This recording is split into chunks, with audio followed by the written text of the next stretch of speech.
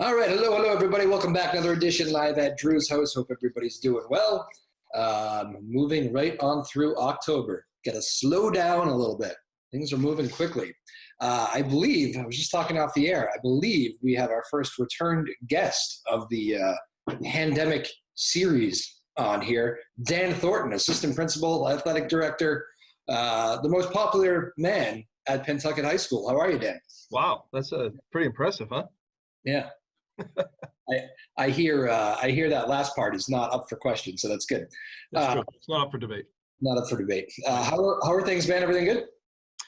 Well, we've run into a little bit of a bump here at Pentucket, so we've put some sports off for the next through the weekend because we've had a little bit of a cluster going on. So we're having some of the health officials go through the data to make sure that everything's safe. But as of today, we've had to postpone. We had some big soccer games today with Newburyport that we had to postpone, and we have some games coming up through the weekend that are all going to be postponed until we get some more data from the health officials and given the green light to go again. No, you're in the news all over the place today. This is breaking news. Breaking news. I had no idea. Okay, so you guys actually have a COVID cluster on the campus of Pentucket. Yeah, we have a little bit of an uptick that's gone on, and I think the health officials just want to go through the data to make sure that there aren't any close contacts and make sure that everybody's safe. How many is what makes up a cluster? How many are we talking? I don't have that specific data with me. I was just privy to the meetings that we've been in, and so what we've done is we've been in a hybrid model here at Pentucket. Yeah. With the schools, half is in, half is out during a regular day. So for the next 2 days so Thursday, tomorrow, and Friday, we're going fully remote for the next 2 days. Then we're going to reassess on Monday, and hopefully, the numbers aren't anywhere, that's going to suggest that we need to stay remote. So we're hoping, anyways, that we can come back to school starting on Tuesday. But in the meantime, we've postponed our games. All right, so that's tough. So even with the hybrid, you guys have got some cases. You guys must have a pretty good feel for it. I mean, I know you're pretty popular with the kids there. They all like and respect you. How are the high school kids treating this? They respecting this virus, or?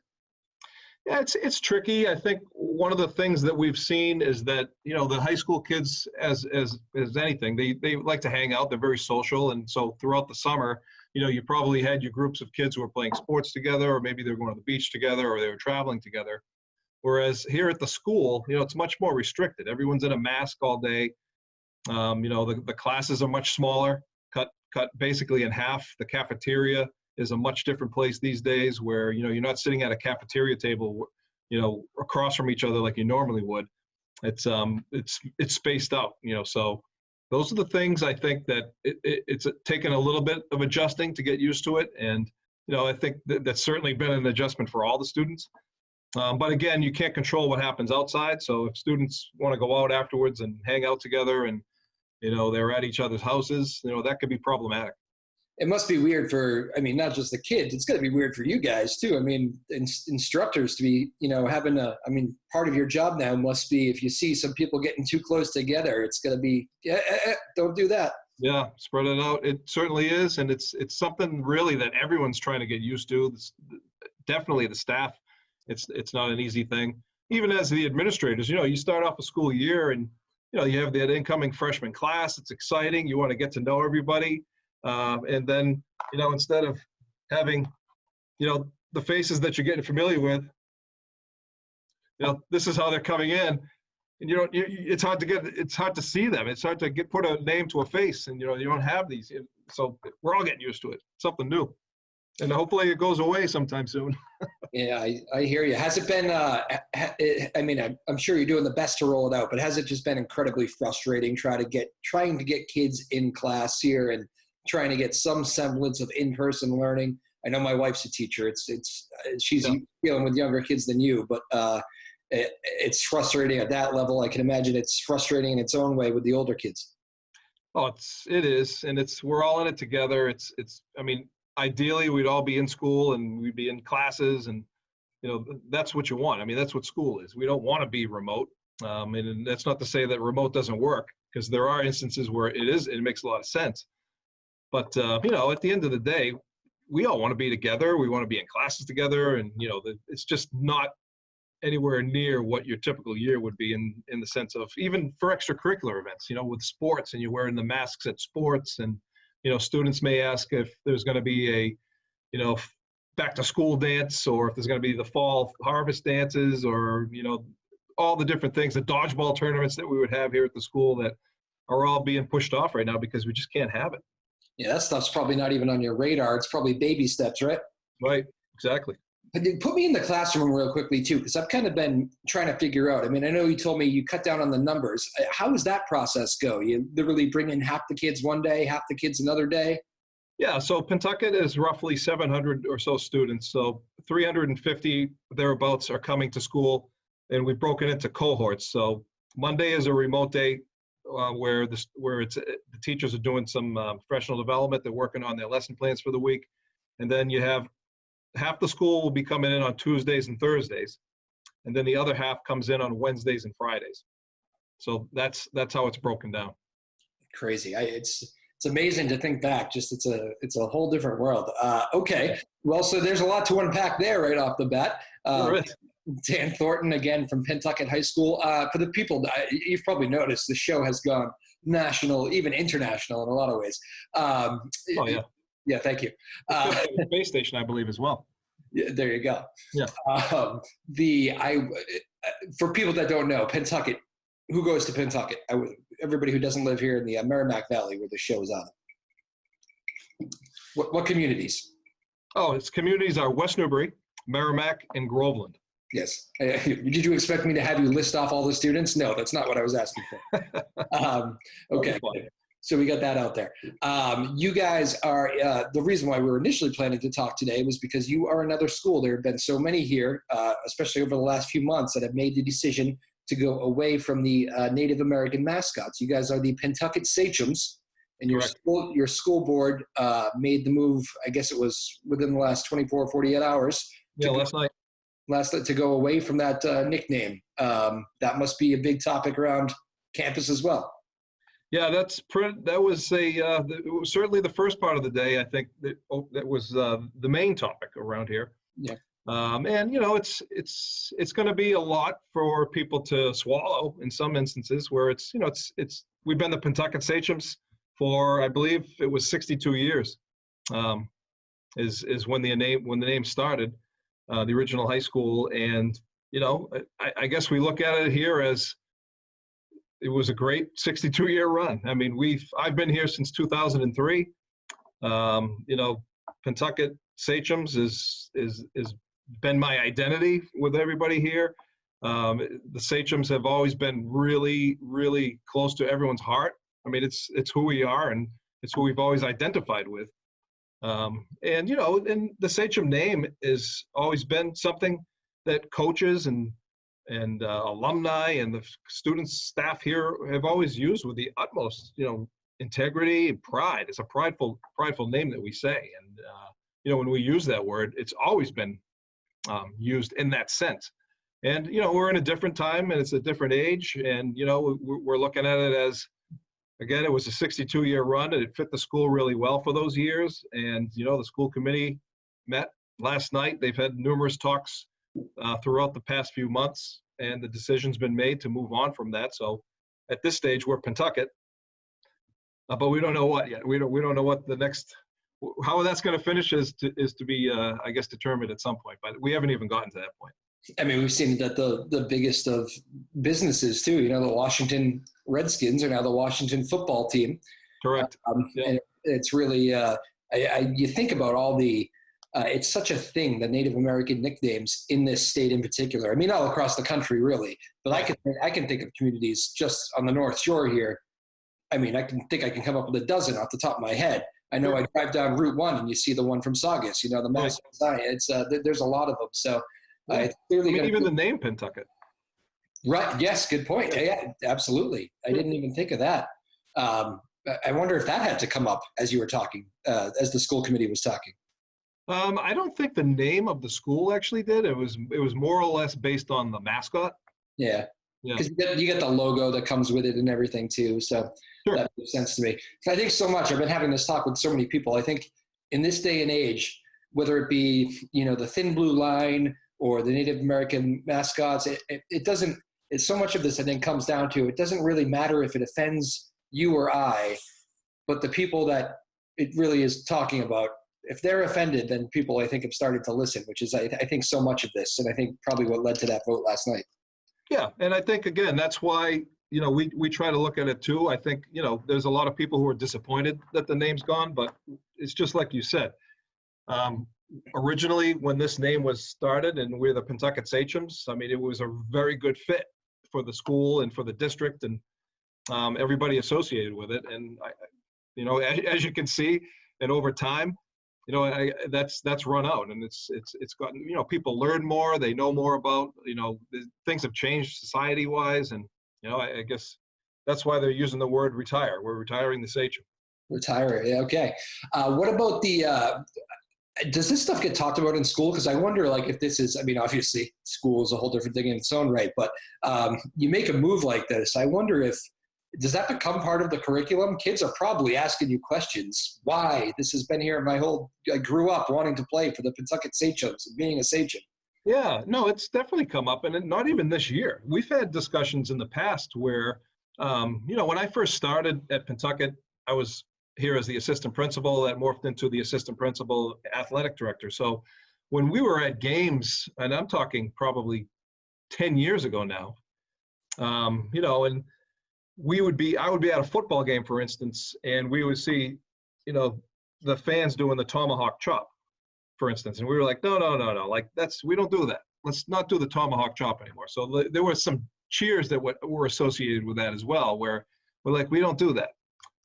Even in the sense of the actual Sachem, we had a history teacher here at Pentucket who did a lot of research.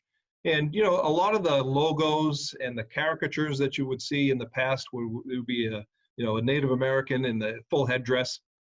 And we had, we did research on that, and we did have a history teacher who did a project on that just to look at it to say that's inaccurate. When you see a logo of, like, there were even some green,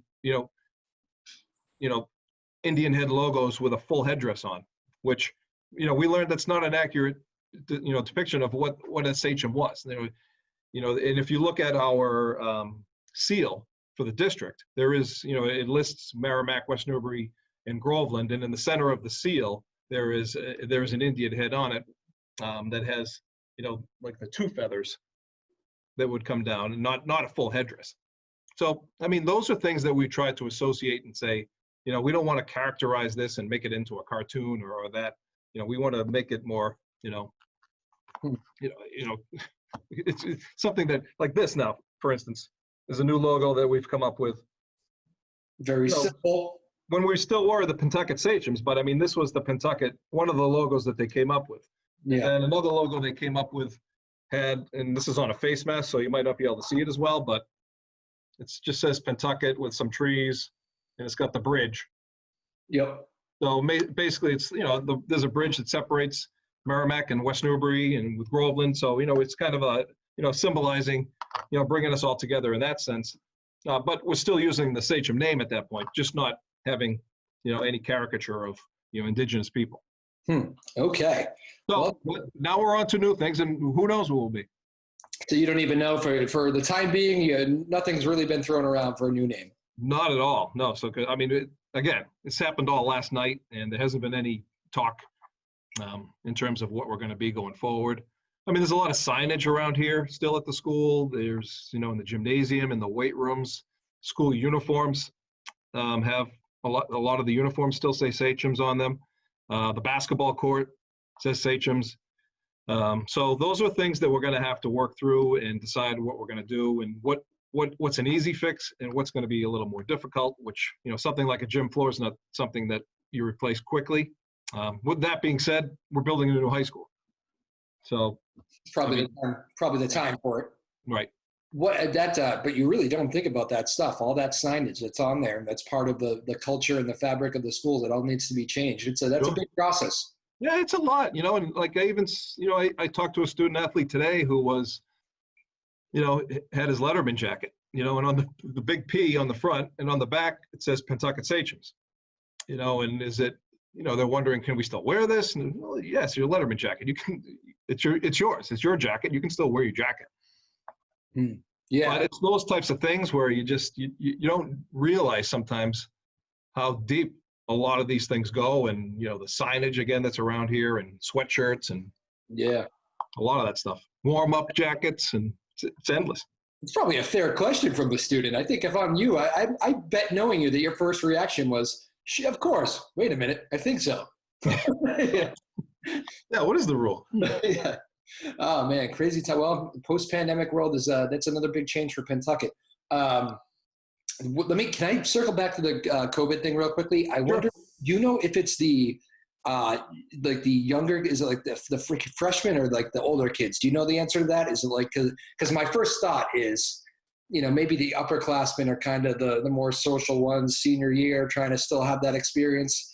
I think I always say, I can't imagine my senior year. Some of my, most fun memories looking back, hanging out with, my guys and everything. And I think it would be in terms of like going out together. Yeah, like is it the older kids, or is it the younger kids, or do they kind of keep the specifics from you? Yeah, I mean, I wouldn't say it's anything one more than the other. It's just, high school students they're social. Everybody wants to hang out. People want to see their friends, and we've been cooped up since March.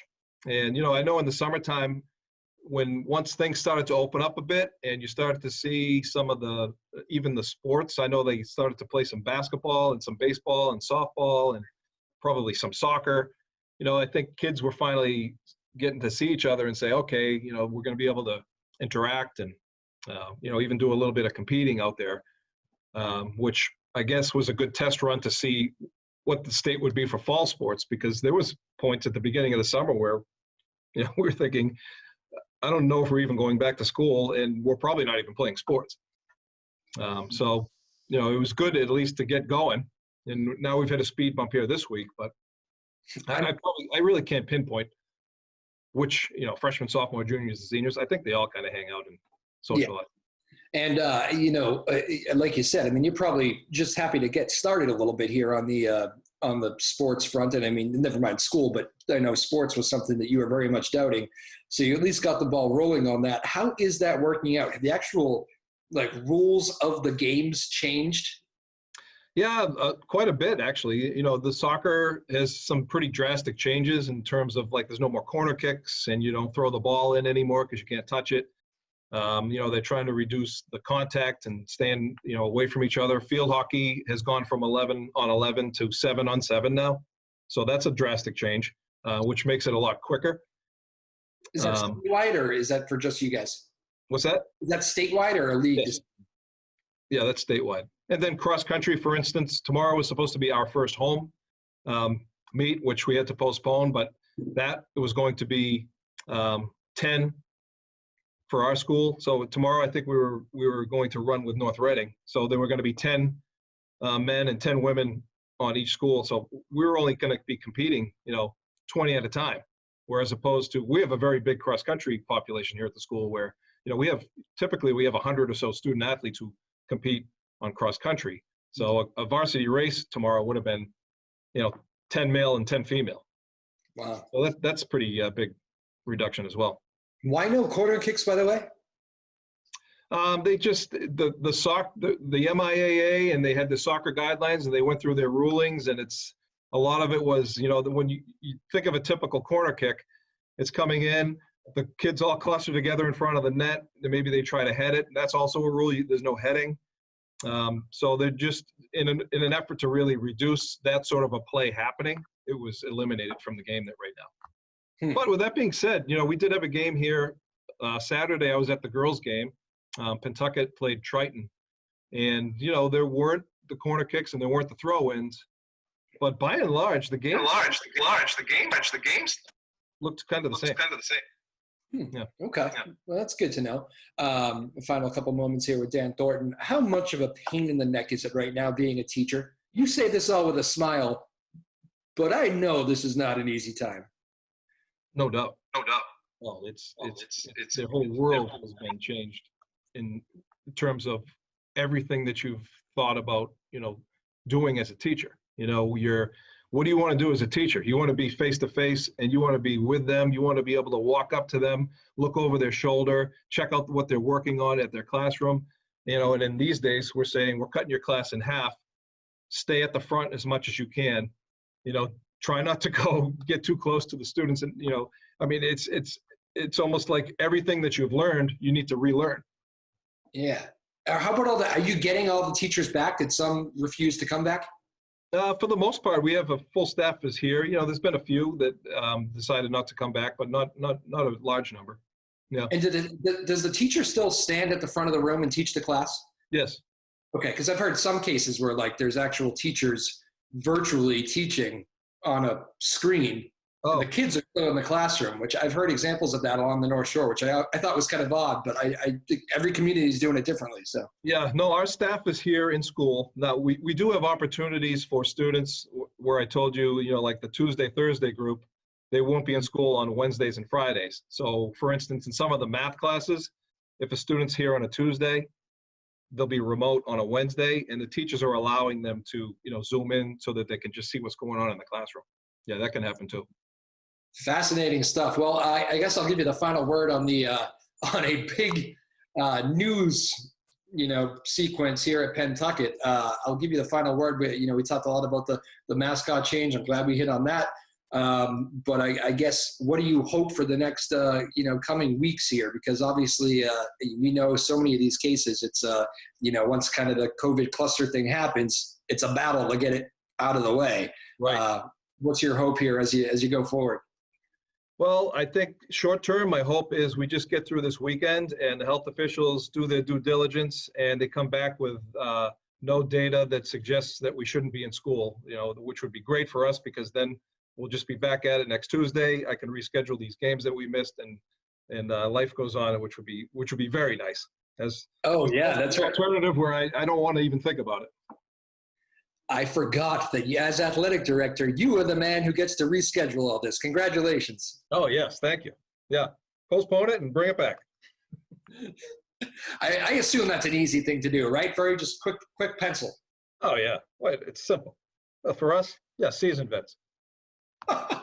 Well, Dan Thornton, thanks for making some time. I understand why you're so busy over there. I thank you for your service. I know it's not an easy gig being headed into the school every day.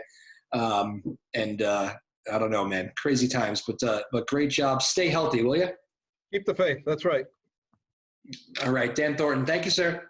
You got it. All right, well, there it is. Big thanks to Dan Thornton, the assistant principal and athletic director over at Pentucket High School in West Newbury, serving Merrimack, Groveland, and West Newbury. For those of you who don't know that, man, a lot of news there in Pentucket. I stumbled upon that. We were just going to talk about the change of the name, the Sachem name that was just voted on. And then, of course, he comes in with the breaking news that there's been a COVID cluster there. Let's hope they get through that. Let's hope that all the schools who are battling the COVID clusters get through that. Let's hope that every community battling a COVID cluster can get through that. My goodness, crazy times. All as the weather gets colder here too. And I know a lot of people are worried about that whole twindemic thing that everybody keeps talking about with the flu and COVID coming in. So we will see. Stay healthy, everybody. Do the social distancing. And hopefully everybody's all right there at Pentucket and they get through this quickly. That'll do it. Big thanks to Dan Thornton joining me on a very busy day for him. Live at Drew's house, another edition. Thanks, everybody. We'll see you next time.